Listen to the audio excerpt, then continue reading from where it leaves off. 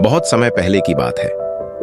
हिमालय की तलहटी में बसा एक छोटा सा गांव था, सिद्धपुर। यह गांव अपनी प्राकृतिक सुंदरता और शांति के लिए प्रसिद्ध था, लेकिन वहां के लोग एक विचित्र समस्या से परेशान थे।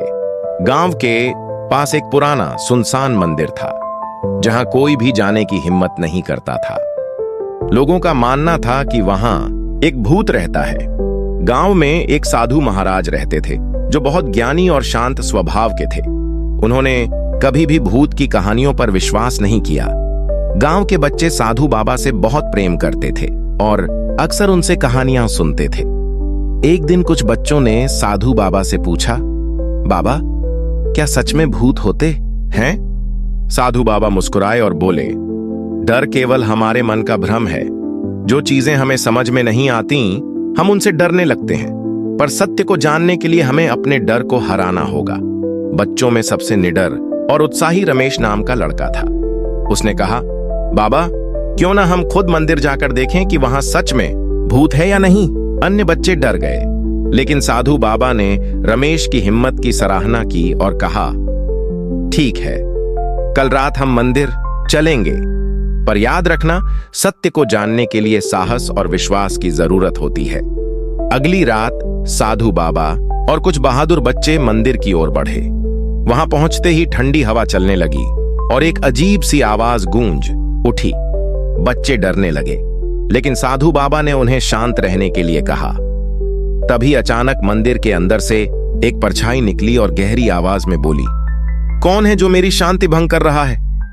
बच्चे डर के मारे पीछे हट गए, लेकिन साधु बाबा ने आगे बढ़कर कहा, हम जानना चाहते हैं कि तुम कौन हो और यहां क्यों रहते हो। तभी परछाई ने एक लंबी सांस ली और उसकी आवाज करुणा से भर गई। मैं इस मंदिर का पुराना पुजारी हूं। वर्षों पहले जब गांव के लोगों ने मुझे मंदिर से निकाल दिया, तब मैंने यहां आत्महत्या कर ली। मेरी आत्मा अब भी यहां भटक रही है। मुझे मुक्ति चाहिए, पर कोई मेरी बात नहीं सुनता। साधु बाबा ने भूत से कहा, मुक्ति केवल शांति और आत्मज्ञान से मिलती है। तुम्हें अपने क्रोध और दुख को छोड़ना होगा। हम सब तुम्हारे लिए प्रार्थना करेंगे और गांव वालों को बताएंगे कि तुम कोई बुरा आत्मा नहीं हो। अगले दिन साधु बाबा ने गांव में एक यज्ञ करवाया और सबने मिलकर उस आत्मा की शांति के लिए प्रार्थना की।